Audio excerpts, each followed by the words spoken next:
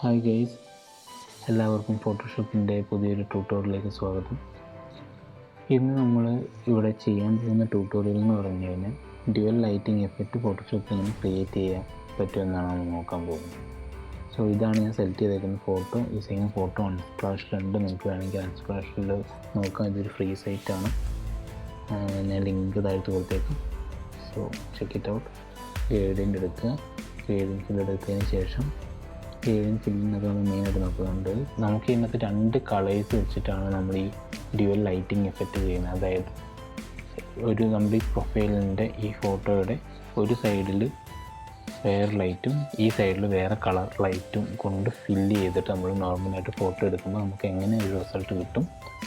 ആ റിസൾട്ട് നമുക്ക് ആ ലൈറ്റ് ഇല്ലാണ്ട് തന്നെ എടുത്തതിന് ശേഷം ആ ലൈറ്റ് നമുക്ക് ഫോട്ടോഷോപ്പിൽ എങ്ങനെ മെയിനായിട്ട് ഞാൻ സെലക്ട് ചെയ്ത് വെച്ചിരിക്കുന്ന കളറ് ഒരു reddish orange colour already select ചെയ്ത് വെച്ചിട്ടുണ്ട്.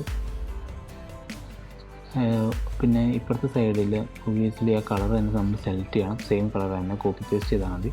സെയിം കളർ തന്നെ സെലക്ട് ചെയ്യണം. പിന്നെ അതിന് ശേഷം ശ്രദ്ധിക്കേണ്ട ഒരു കാര്യം, ഈ ഒരു സൈഡിൽ ഓപ്പോസിറ്റി എൻറ്റയർലി കുറച്ചിട്ട് ഒരു 10 to 50, ഞാൻ 10 യൂസ് ചെയ്യുന്നു, 10 to 50 യൂസ് ചെയ്യുക.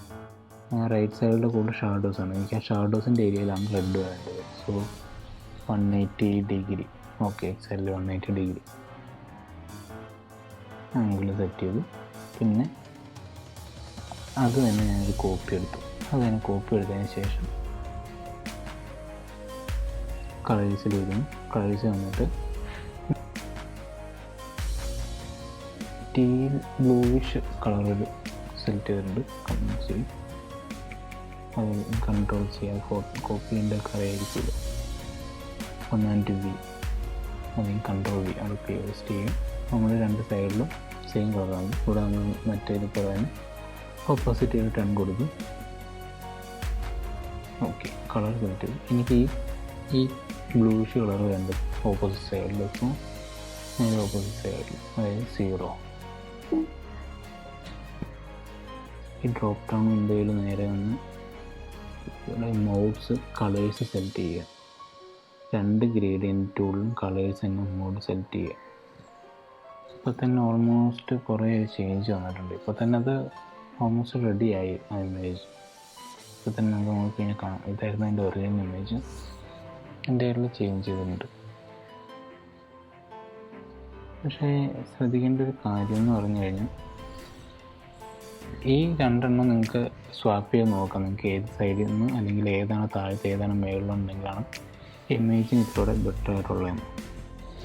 അതിനുശേഷം ശ്രദ്ധിക്കേണ്ട ഒരു കാര്യം, നമ്മുടെ ലേയേഴ്സിൻ്റെ അവിടെ നിന്ന് ഡബിൾ ക്ലിക്ക് ചെയ്ത് നമ്മൾ ലെയർ സ്റ്റൈൽ ഓപ്പൺ ചെയ്യുക. ലെയർ സ്റ്റൈൽ ഓപ്പൺ ചെയ്തതിന് ശേഷം ഇതിൽ ഈ ബ്ലെൻഡ് ഗ്രേ എന്ന് പറയുന്ന ഫസ്റ്റ് ചെയ്ത് തന്നെ ബ്ലെൻഡിങ് ഓപ്ഷനിൽ തന്നെ അതെടുത്തതിന് ശേഷം അണ്ടർലൈൻ ലെയറിൽ അതെടുക്കുക. അതെടുത്ത് അതിൻ്റെ ഹൈലൈറ്റ്, അണ്ടർലൈൻ ലെയറിൻ്റെ ഹൈലൈറ്റ് എടുക്കുക. ഹൈലൈറ്റ് എടുക്കുമ്പോഴത്തേക്കും നമ്മൾ സെലക്ട് ചെയ്യാൻ നമുക്ക് മനസ്സിലായി എവിടേക്കാണ് അത് കൂടുതലായിട്ട് സെലക്ട് ആകുന്നത്. ഇത്രയും ഭാഗം ഫേസിൻ്റെ ഈ ഭാഗം ഫുൾ സെലക്ട് ആയിട്ടുണ്ട്. ഓൾട്ട് അഥവാ ഓപ്ഷനിൽ ക്ലിക്ക് ചെയ്തതിന് ശേഷം ഒരു ബാറിൽ വിളിച്ചിട്ട് ഇങ്ങോട്ട് ജസ്റ്റ് ഇതാക്കി കഴിയുമ്പോഴത്തേക്കും അത് അത്രയും ഭാഗത്ത് ആ ഒരു ഗ്രേഡിയൻ്റ് കറക്റ്റായിട്ട് ബ്ലെൻഡായി കിട്ടും നമുക്ക് ലൈറ്റിൻ്റെ. നമുക്കത് കൂടുതലാണെന്ന് തോന്നിക്കഴിഞ്ഞാൽ ഓൾവേസ് ഇപ്പുറം കൊണ്ടുപോയി നമുക്കത് അഡ്ജസ്റ്റ് ചെയ്യാം. അതുപോലെ തന്നെ റെഡിലും വന്നതിന് ശേഷം ഹൈലൈറ്റ്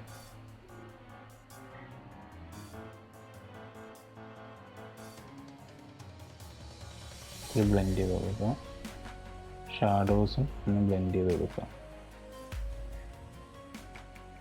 എല്ലാവർക്കും ഈ ഒരു ചെറിയ ടിപ്പ് ഇഷ്ടപ്പെട്ടു എന്ന് വിചാരിക്കുന്നു. Thanks for watching.